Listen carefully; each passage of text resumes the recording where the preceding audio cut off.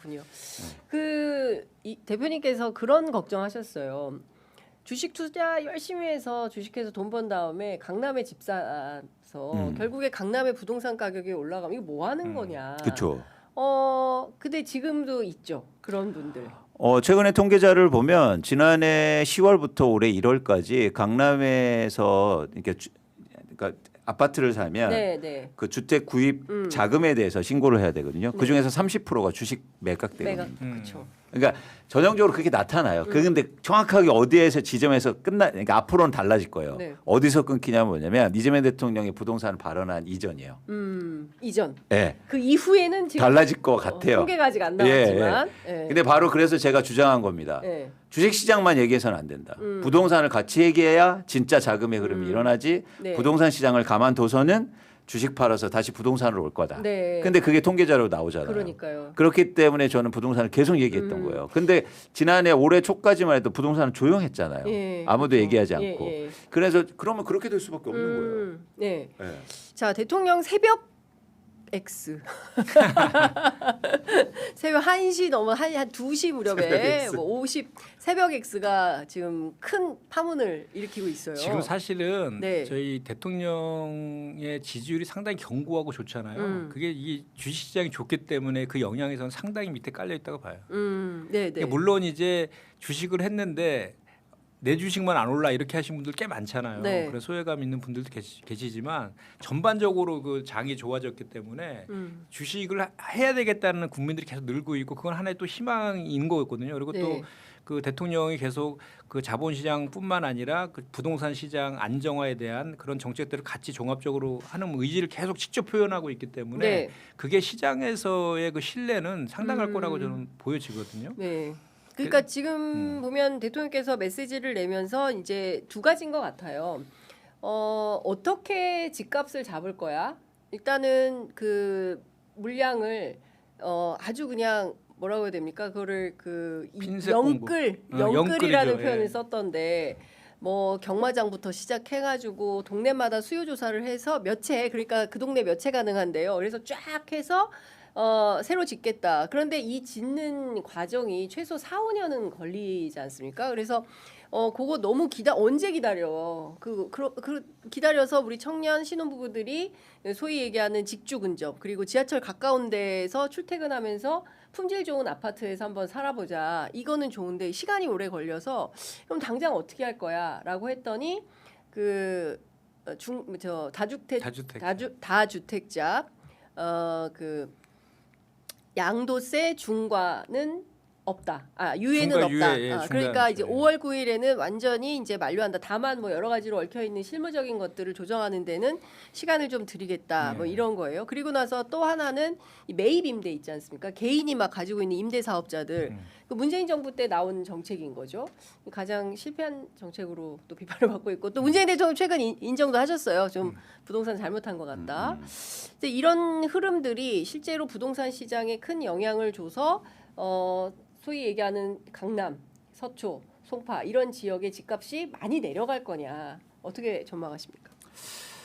일단 그런 방향성 때문에 가장 큰 변화는 강남의 매물이 증가하고 있어요. 매물이 증가하고 있다. 예. 그래서 최근 강남 3구의 매물이 거의 3천 건 이상 증가했습니다. 이건 되게 중요한 신호인데. 네. 그러니까 그동안 강남을 중심해서 집값이 오른 가장 큰 원인 중에 뭐냐면 매물이 감소해서요. 그러니까 안 내놓는 거죠. 그렇죠. 사람들. 집값이 오를 것 오르니까. 같으니까. 예. 그러니까 집 사러 갔는데 볼 집이 없는 거예요. 네. 그러니까 한 채라도 높게 샀었던 거죠. 근데 이 매물 감소가 빠르게 해소되면서 오히려 증가하고 있다. 이런 것들 이 상황은 굉장히 큰 의미가 있는 거죠. 이렇게 네. 되면 집값이 안정되고 하락할 가능성이 굉장히 큽니다. 강남이. 그렇죠. 예. 강남을 중심으로. 예. 그래서 이제 의미가 있는 건데 중요한 건 이제 말씀을 또 드리겠지만 네. 이제 여기서 지속 가능성이 있냐는 거예요. 지속 가능하냐. 네, 과연 이 집값 일시적으로 이러다 마는 거 아니야? 그렇죠. 예. 거기에서 시장은 다시 의문을 하고 있고 그 지점에서 이제 답이 필요한 거죠. 네. 자, 의원님 최근에 뭐 여러 가지 대책들 특히 이제 부동산 감독원 네. 뭐 관련해서 뭐 여러 말들이 좀 나오고 있기도 한데요. 제가 일단 대표 발의했죠. 그러니까요. 그러니까요. 예. 그러니까 너무 제가 자본시장하고 부동산 양쪽에 해가지고 저 양대산맥 국민의힘하고 매일 싸우고 있습니다. 지금. 밀당. 네, 예. 좋습니다. 국민을 사찰하냐고 하면서 뭐 가짜 뉴스를 퍼뜨려가지고 예. 말도 안 되는 주장을 해가지고 예. 하나하나 뭐 반박하느라고. 그렇군요. 네. 여기서 싹 다 반박해 주세요. 국민의힘 말도 안 되는 주장하지 마라. 예. 그러니까 이제 부동산 감독원은 이제 부동산판 금융감독원이죠. 네. 이제 우리 주식 주가 조작이나 뭐 불공정 행위 이런 거를 이제 적발하는 그런 걸 금감원에서 하잖아요. 근데 이거는 이제 부동산의 불법 행위들을 네. 이제 종합적으로 그 조사하고 단속하는 예. 기구를 하나 만드는 거예요. 그래서 부동산 대책을 통해서 공급 대책이나 뭐 이런 수요 억제책 이런 것들을 쓰는가 동시에 네. 그 부동산 불법 행위도 근절해야 되는 거죠. 우리가 저기 뭐야 자본시장 밸류업 정책뿐만 아니라 네. 주가 조작이나 그리고 자본시장을 교란하는 그런 행위들에서 엄단하겠다 그랬잖아요. 원스트레가 네네. 그걸 통해 갖고 5천을 돌파한 거거든요. 네. 부동산 시장도 마찬가지로 부동산 대책뿐만 아니라 네. 부동산에서 행행하고 있는 불법 행위들을 근절했을 때 부동산 가격 안정이 가능하다라는 거고요. 지금은 저희가 부동산과 관련된 불법 행위들을 8군데 행정부처에서 단속하고 있어요. 조사감독 각각 조사 예. 8군데에서. 근데 8군데 행정부처가 네. 서로 정보 공유가 안 돼요. 그 단편적이에요. 네. 그러니까 예를 들어서 뭐 그 부동산에 대한 실거래는 국토부에서 하고 네. 세금 문제는 그 국세청에서 국세청에서 하고 하고. 그 대출은 금융위에서 하고. 네. 근데 이 서로 간에 불법 행위들이 한 곳에서만 나타나는 게 아니라 여러 가지 걸쳐서 같이 나타나거든요. 예, 동다발로. 예, 네. 그러니까 여러의 부처에 걸쳐서 있는 불법 행위들이 같이 중복해서 복합 불법 행위들이 많이 아하. 대부분인데 예. 그거를 지금까지는 단속하지 못했어요. 네. 그 부처들과는 칸막이 칸막이 때문에 때문에. 공유가 안 된 거죠. 예. 그래서 그 8개의 행정부처와 예. 감독원을 만들어서 이제 전체 부처를 통관하는 곳이 국무총리실이잖아요. 네. 그러니까 총리실 산하의 소속에다가 감독원을 만들어서 그런 저 불법 행위들을 총괄하는 네. 컨트롤 타워를 만드는 거죠. 네. 근데 이 뭐 국민의힘이나 보수 언론에서 뭐 개인정보 유출 네. 문제 그리고 또 하나는 뭐 수사권 특사경. 예, 특사경을 설치하는 것 자체가 너무나 뭐 위험한 거 아니냐 뭐 이런 등등의 문제 지적을 하고 있지 않습니까? 정말 저 법안도 안 읽어보고 하는 황당한 소위 말해서 소리예요. 무식한 소리죠. 정말. 지금 내가 오늘도 예. 그 정책조정회에서 공개 발언으로 하나하나 국민의힘에 논평 내고 뭐 당대 원대 뭐 지적하고 하는 것들을 하나하나 조목조목 지적을 했거든요. 네. 가장 많이 얘기하는 게 그 전체 국민을 사찰한다. 사찰한다는 그 주장인데 개인정보를 다 들여다본다. 전혀 사실이 아닙니다. 예. 아니 지금도 금융실명법에 근거해서 금융이나 금감원, 예금보험공사들은 다 금융정보나 이런 것들을 요청할 수 있잖아요. 영장 네, 없이. 예. 행정조사 단계에서 요청하는 거거든요. 그리고 지금도 국토부나 네. 아까 8개 부처 있죠. 거기서도 네. 자료 요구를 다 할 수 있어요. 지금도. 음. 그리고 이제 그런 행정조사 단계에서만 그 자료 정보를 행정조사를 위해서 요청하는 것이고 네. 수사 단계로 넘어가면 특사경이라든지 뭐 이렇게 수사 단계로 넘어가면 당연히 법원에 발부한 영장이 있어야 되는 겁니다. 그래서 그 차이를 구별을 못하고 그냥 섞어가지고 막 지금 주장하는 거거든요. 네. 거기다가 이제 지금 현재 특사경 제도, 그러니까 수사권을 드는 게 특별사법경찰관리라서 특사경이라고 있잖아요. 네. 그 이제 저 감독원에 속해 있는 공무원들한테 그 수사권을 주는 이런 거잖아요. 이런 제도인데 이미 지금도 있습니다. 그 이제 그 국토부랑 그 지자체에 이미 특사경 제도가 있거든요. 근데 거기는 3개의 그 법률에서 규정한 불법행위 한해서만 수사권이 있어요. 근데 아까도 말씀드렸지만 부동산과 관련된 불법행위를 규율하는 그 법이 한 26개 있는데 네. 나머지는 그러면 특사경 제도를 수사를 할 수가 없잖아요. 그래서 그 26개에 해당하는 불법행위 전체를 수사할 수 있는 그런 이제 특사경 제도를 감독원에 도입을 하는 거죠. 네. 그래서 종합적으로 이제 부동산 그 불법행위를 아니 근데 금감원에 도입할 때는 아무도 얘기 안 하다가 왜 부동산 한다 그러니까 이렇게 막 난리를 치는 그래 거예요. 제가 그래서 오늘 네. 그랬습니다. 금감원도 없애야겠네 특사경. 아니, 다 주가- 없애고 검찰만 하지 뭐. 예, 주가 조작 잡겠다는 한마디 그거에 대해서 얘기 안 하면서 음. 부동산 불법행위 부동산 불법행위 막겠다는데 왜 이렇게 발끈해. 발끈하냐? 예. 니네 다주택자 많아가지고 본인들 집값 지키려고 하는 거 하는 거 아닌가? 아닌가라는 예. 의심이 든다. 장동혁 대표보다 6채 아닙니까 벌써? 그러니까요. 예. 안 팔잖아요 그분. 그러니까요. 예. 근데 이제는 조금 저희가 한번 생각해 볼 필요가 있는데 이제 금감원의 금융감독원의 방법은 뭐냐면 시장을 모니터링하고 그리고 조작 행위를 발견하는 발본색원하고. 그러니까 뭐냐면 여기서 약간 그러니까 큰 차이가 있습니다. 그러니까 어떤 거냐면 그러니까 만약 부동산 감독원이 생기면 제가 볼 때 지금 구조라면 이런 식이 될 거예요. 누가 이렇게 제보하거나 민원이 있거나 네네. 그러면 이제 조사가 나가는 거죠.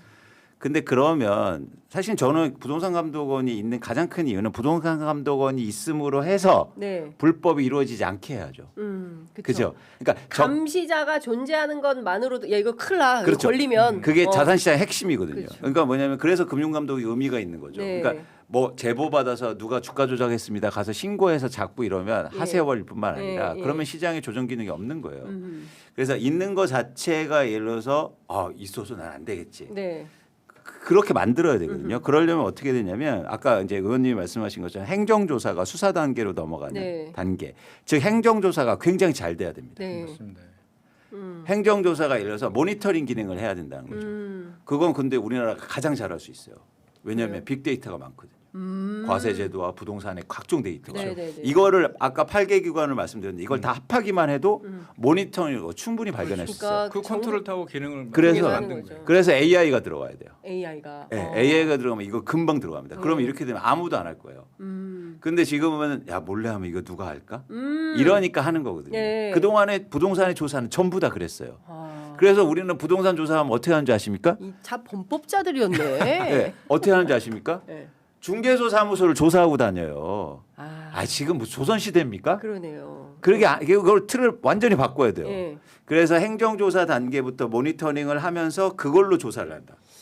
그래서 인력이나 구조 자체가 그렇게 바뀌어야 돼요. 그래서 경찰관들을 해서 네. 뭐 잡아내고 이런 게 아니라고요. 이거는 데이터의 전문가 네. 그리고 부동산의 전문가들, 시장 전문가들이 붙어서 시장의 그런 변화들을 네. 그리고 그런 이상거래들을 발견할 수 있는 거죠. 조직이 클 필요도 없겠어요. 지금 전혀요. 말씀드리니까. 전혀요. 말씀 들어보니까. 그렇게 해서 이런 부분을 AI를 이용해서 충분히 예. 할 수 있다. 우리나라는 부동산 데이터가 너무 많기 때문에 네. 아주 효율적으로 하는. 네. 그래서 부동산 감독원이 있는 것 제가 보기에는 자체가 KB 데이터만 봐도 맞습니다. 부동산이 다 감독원이 있는 것 자체가 예. 그렇게 되면 이제는 당연히 시장에 정화작용을 하는 거죠. 그러네요. 그리고 뭐 그 자꾸 이제 국민의힘에서는 옥상옥이다. 지금도 8개 부처에서 하고 하고 있는데 있는데 그걸 왜 또 하냐, 옥상을 또 만드냐. 만드냐라고 하는데 그 이유도 예. 뭐 이렇게 알고 저렇게 비판하는지도 모르겠어요. 사실 아까 좀 전에 우리가 다 얘기했잖아요. 지금 8개 부처에서 이제 각자의 영역이 있어서 관련 법률에 근거해 가지고 이제 그 조사를 하고 있는데 네. 그 부처 간에 그런 것들이 서로 공유가 안 된다는 거잖아요.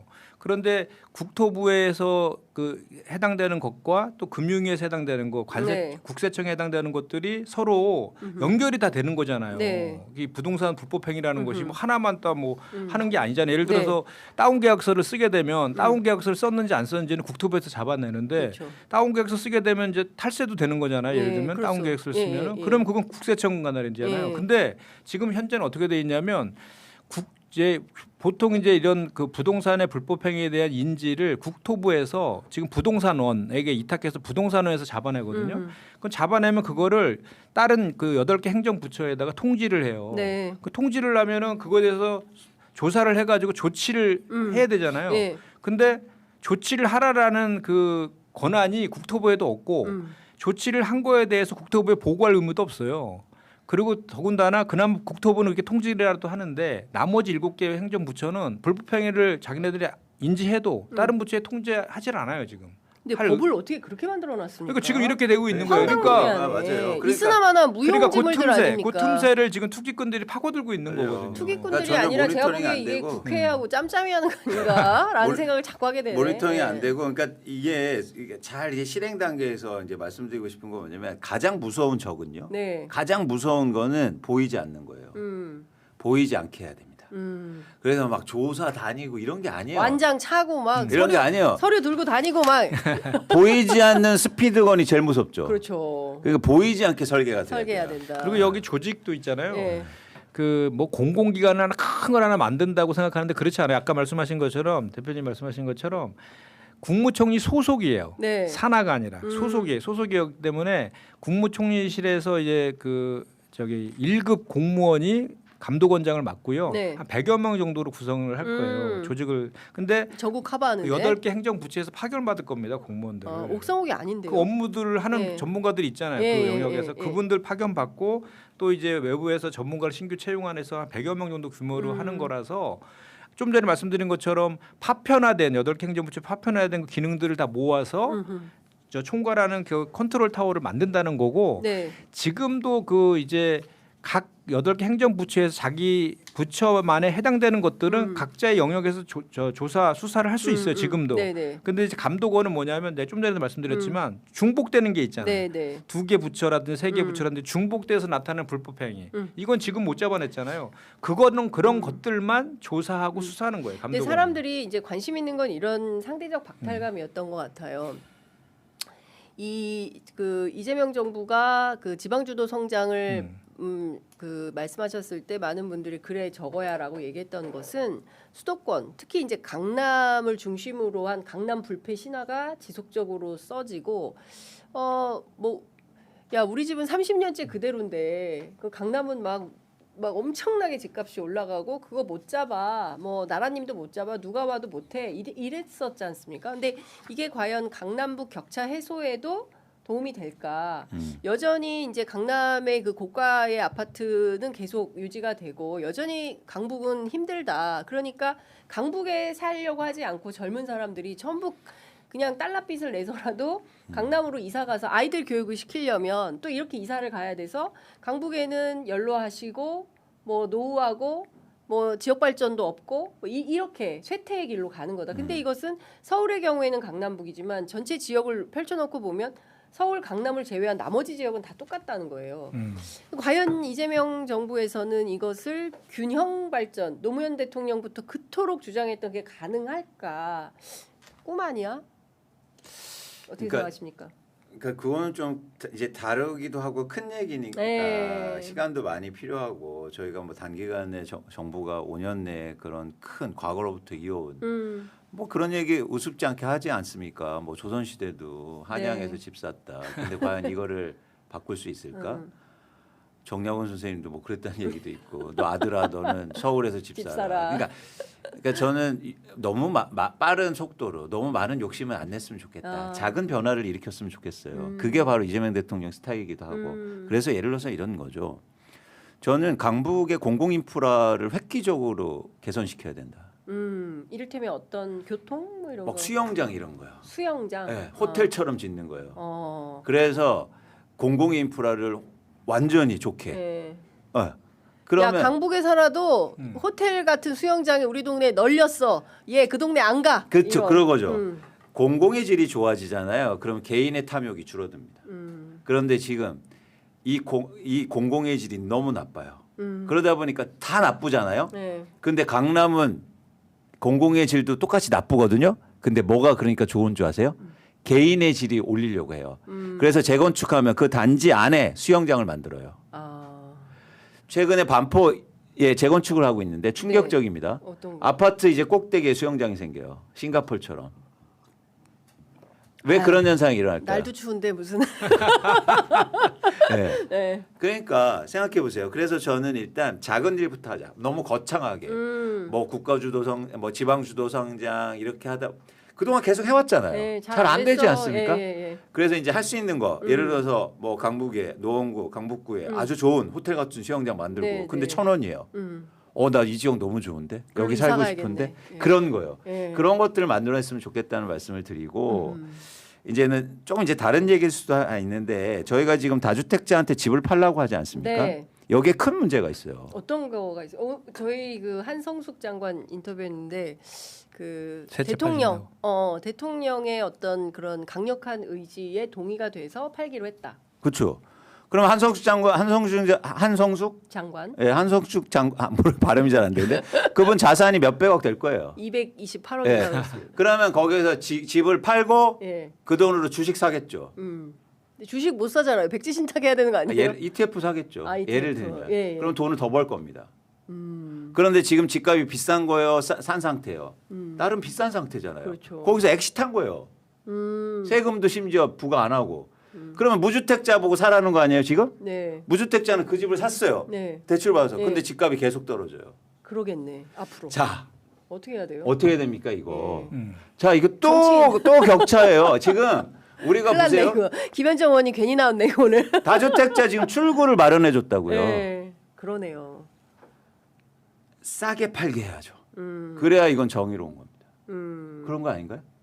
어떻게 싸게 팔 건 거냐? 예. 전 그래서 그 고민을 해야 된다는 거예요. 자, 고민의 주체 정치인. 아니 어쨌든 뭐 자본시장 큰일 났네 이거 오늘. 자본주의 체제에서 한복 입고 뭐 와가지고. 아니 뭐 인위적으로 개인한테 뭐 싸게 팔으라고는 강제할 수는 없으니까 정부에서 네. 그럼 시장이 저거 해야 되는데 제가 이번에 그 이제 부동산 가격도 좀 안정화시키고 공급도 늘리고 또 이렇게 뭐 자본시장으로 머니무브하는 그게 종합적으로 하는 그 아이디어가 없을까 하고 제가 고민하다가 해외 사례들이 있어서 네. 제가 얼마 전에 금융위 이제 그 현안질이 이때 금융위원장한테 제안한 내용이 있는데 그 뭐냐면 사실 부동산 공급은 착공을 해도 3, 4년 걸리잖아요. 네. 그러니까 지어서 하는 것들은 몇 년 걸려요. 근데 다주택자의 부동산을 매각하면 바로 공급이에요, 그거는. 그렇죠. 바로 공급되는 거잖아요. 네네. 그래서 해외도 그런 사례가 있던데, 그러니까 다주택자들이 매물을 내놓고 그 매각된 자금을 가지고 이제 자본시장, 저 주식에 투자를 하면 네. 그 양도소득세 있죠. 그거를 이연 좀 시켜주는 거예요. 네. 일정 기간 한 10년 정도를 저 자본시장에다 장기 투자를 한다라고 하면 그때까지 이제 양도소득세를 이연 시켜주는 거죠. 그러니까 그리고 중간에 팔면 다시 그거를 이자까지 쳐서 회수하는 네. 이런 식으로 하면 다주택자들의 동기부여도 되고 또 자본시장으로의 머니무브도 되고 네. 이러면 어떨까 이런 저걸 근데 의원님 했었는데 그러려면요 네. 그 사람들이 훨씬 더 싸게 팔아야 의미가 있다고요. 그러니까 이제 그 방법 아니면 그냥 엑시트하는 거예요. 심지어 세제 혜택도 받아. 네. 황당하죠.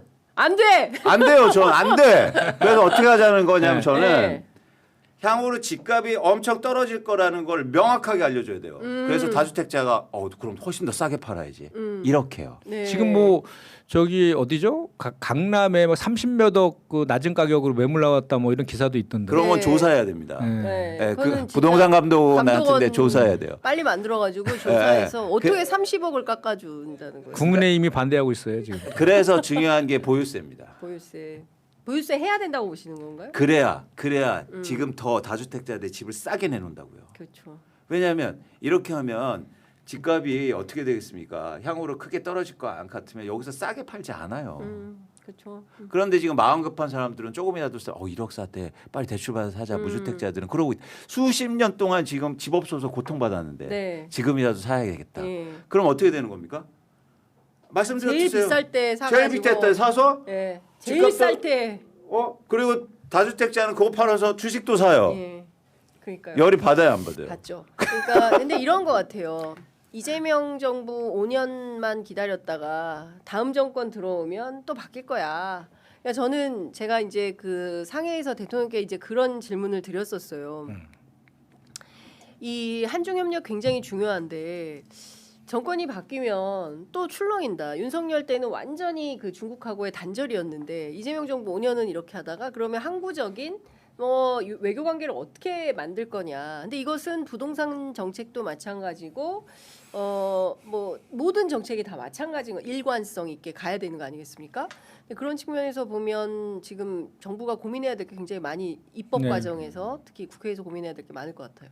그러니까 이번에 이제 정부가 하는 그 부동산 정책이 성공한다라고 하면 다음 네. 정부도 따라 하겠죠. 그렇죠. 근데 이제 실패하게 되면 또 새로운 것들이 맞아요. 많이 있는데 맞아요. 지금 뭐 그 사실 국민의힘에선 대안으로 얘기하고 있는 게 유일한 게 네. 그 규제 풀어가지고 민간 재건축 재개발을 활성화시키자 요거만 하고 있거든요. 근데 저희 그 이재명 정부에서 그거를 반대하는 건 아니에요. 반대하는 건 아닌데 그게 투기회장으로 그 변질돼서는 안 되니까 그런 그 안전 장치들을 만드는 상태에서 뭘 하자 이런 이제 취지로 얘기하는 것이고. 근데 좀 전에 이제 우리 대표님이 말씀하신 것 중에 그 다주택자 있잖아요. 어쨌든 이제 5월 9일 되면 중과 유예가 이제 종료되기 그렇죠. 때문에 그 이전에는 팔아야 되는 거잖아요. 팔기 때문에 그 현재 시세보다 낮은 가격으로 지금 내놓고 있는 그런 측면이 분명히 있는 거죠. 네. 그리고 아까 제가 말씀드린 그 돈이 주식시장으로 간다고 그래서 무조건 돈을 버는 건 아니죠. 손실을 볼 수도 있으니까. 그러니까 제가 항상 저 주식시장 얘기할 때마다 하는 얘기가 주식 투자하는 분들은 다 애국자다. 그러니까 주식을 투자해서 돈을 벌던 간에 네. 손실을 보던 간에 그 네. 돈은 기업에 투자가 되는 거거든요. 그럼 그걸 가지고 경제에 마중물이 되는 거니까. 그렇게 되는 거라서 그래서 특히 이제 제가 그래서 최근에 이제 막 ETF 전도사처럼 됐는데 우리 이제 제가 이제 대변인하고 있어서 기자분들 보면 ETF 사셔라.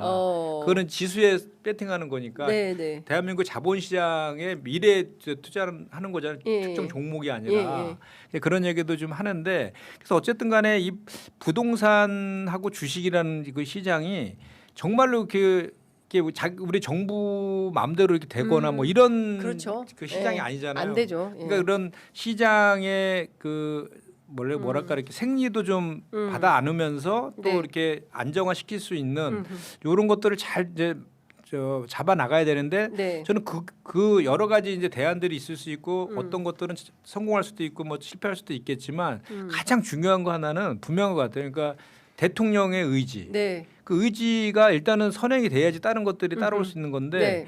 그에 대한 의지만큼 명확하다 지금. 네. 그렇기 때문에 그 종전에 비해서는 이 부동산 안정이라든지 자본시장 선진화에 관련된 그 성공 확률은 네. 대단히 높다. 저는 그렇게 생각을 하거든요. 시간이 다 돼서 이제 마무리를 해야 벌써 한 되는데요. 시간 됐나요? 예, 1시간 다 됐습니다.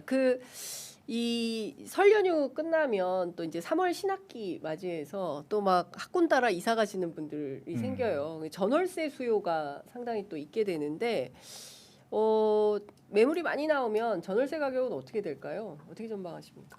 뭐 막 전세 월세 구할 수가 없어요. 이렇게 될까요? 아니면 일단 뭐 전월세 가격이 상승할 확률이 높습니다. 지금 상황에선.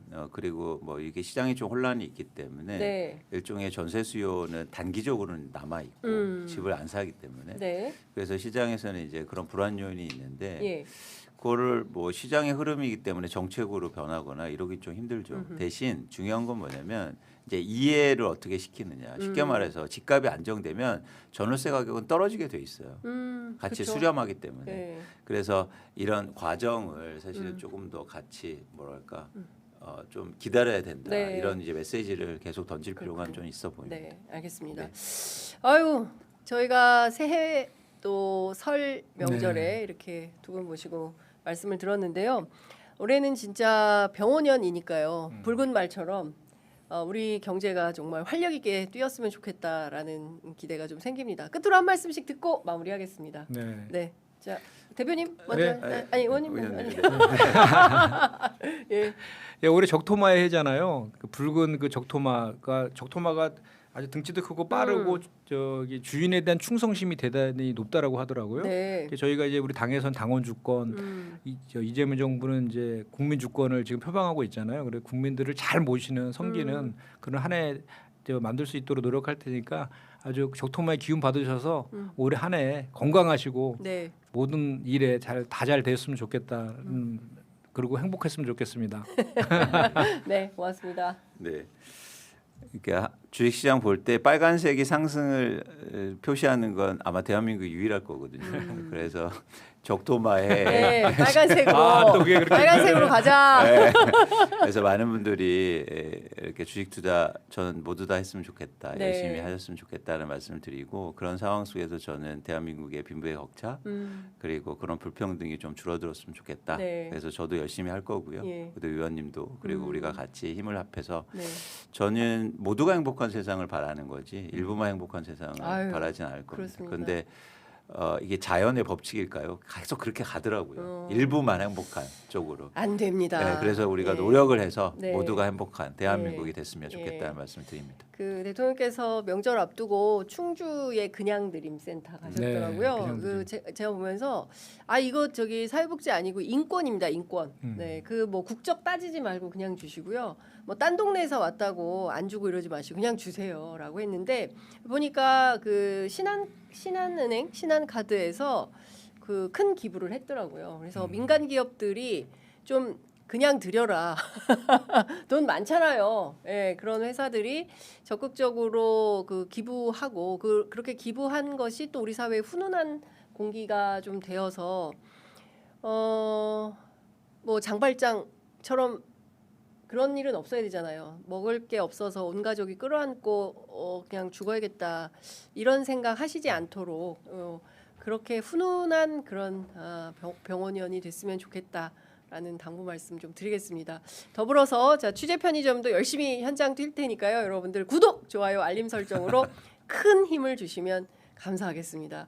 자 오늘 두 분 말씀 너무 잘 들었습니다. 고맙습니다. 새해 복 많이 받으십시오. 네, 새해 복 감사합니다. 많이 받으십시오.